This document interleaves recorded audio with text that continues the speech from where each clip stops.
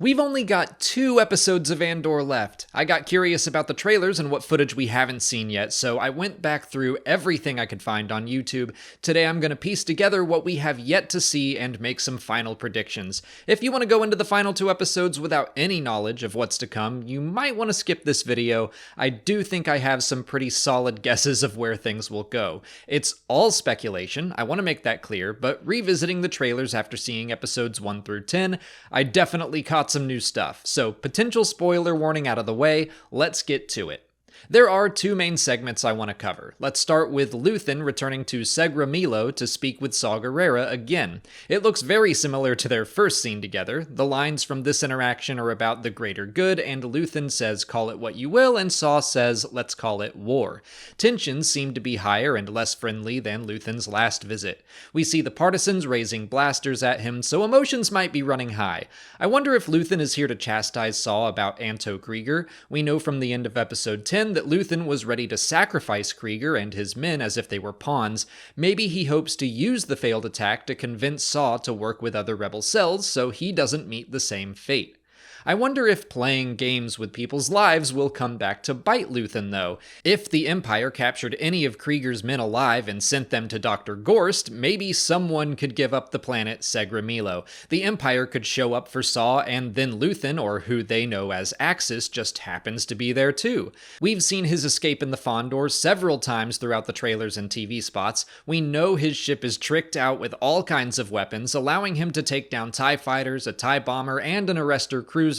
I made a video after episode 4 theorizing that his ship is powered by Kyber, which would explain the lightsaber-like blades, and Cassian made a big deal out of the ship's engines. I think we're probably going to see quite a few more surprises from the ship as well as Luthen.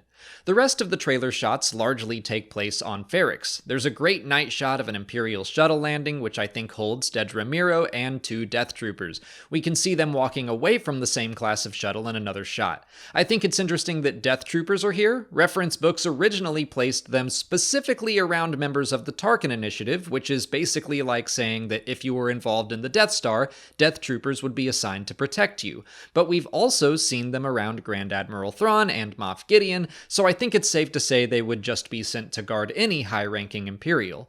They're just meant to be a sign that stuff is about to go down.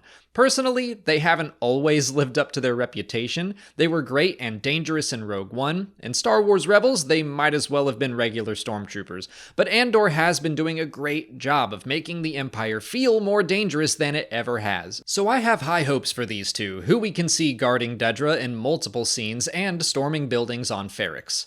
I'm not sure what's brought Dedra back to Ferrix. You can see her walking behind someone in a gray-green cloak, which is how Cyril described Luthen to her, but those clothes don't match anything else we've seen him wearing as far as I can tell. Maybe it's someone Dedra thinks is Axis. Maybe it's a normal citizen of Ferrix. I figure something has brought her back here. Maybe it's word that Cassian is back in town. Enough eyes are watching for him.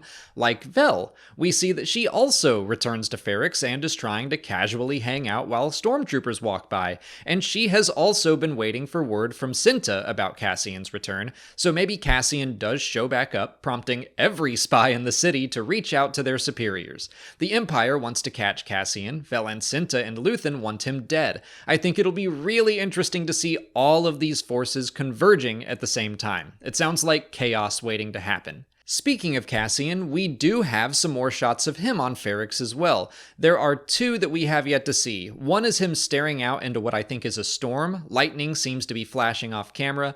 Behind him appears to be a tunnel, and there's another shot of him running through a tunnel.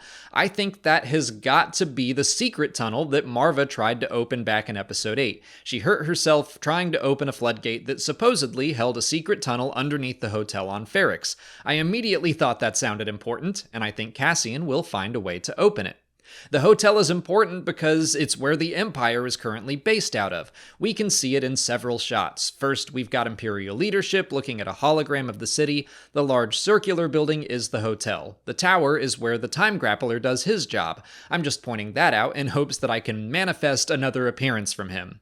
We can also see several stormtroopers and members of the Imperial Army in riot gear as they guard the hotel. I do think it's important that so many of these soldiers are not stormtroopers. stormtroopers. We can see their faces. This series has not only made the Empire feel more evil and more dangerous, but it's also reminded us that this evil is coming from people. Stormtroopers are more easily brushed aside as cannon fodder to the audience. You can't see their faces. You don't know their names. They might as well be droids. It's harder to ignore someone's humanity when you can see their face.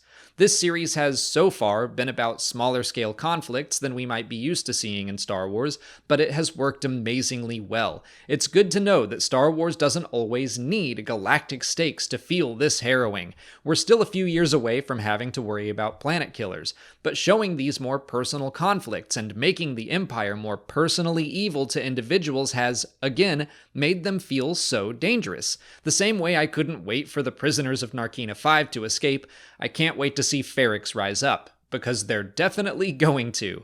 We can see rioters diving into the Imperial shields, we can see Wilman Pack throwing a bomb at the hotel, we can see stormtroopers opening fire. So what's going on? What caused the citizens of Ferrix to take a unified stand? I think it's gotta be about Bix and Salman Pack. In episode 8, Bix used Salman's radio to get a message to Luthen. The Empire caught that and arrested them both. Dedra said she needed Bix alive, but gave permission for Captain Tigo to hang Salman. My hope is that the crowd is gathered to stop the hanging. Salman has been in only a handful of scenes, but credit to actor Abin Galea, I thought he was cool immediately. Obviously, I don't want to see him hanged. It would crush Wilman, it would crush Bix, it would be terrible. But I'm afraid his death is what sparks the riots. No matter the start, I think we saw in the first 3 episodes that the citizens of Ferrix are a tight-knit community. They look out for one another. They even looked out for Cassian, and he's someone who owed money to apparently everyone in town. Maybe it's because everyone seems to love and respect Marva so much. A crowd gathered outside her house when the Corpos were interrogating her. They did not seem happy about it. Marva has a personal stake in not wanting to see anyone else hanged by the Empire after it happened to her husband, and I love the fact that Dedra underestimated her power, calling her old and frail. It's perfect whenever the Empire only views power as strength, when it can mean so many other things. I think we'll hear the sound of a reckoning again. It was such a big part of episode 3, we heard it again in episode 8.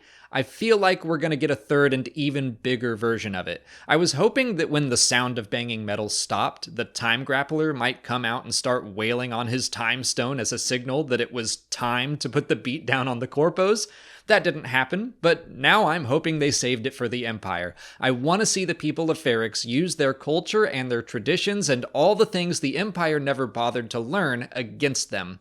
But those are all the major shots from the Andor trailers that I found. I know there's more footage out there in smaller spots on Twitter and stuff, but I just focused on the teasers and trailers, so there's probably more out there to theorize on if you want to look for yourself. But that's it for today.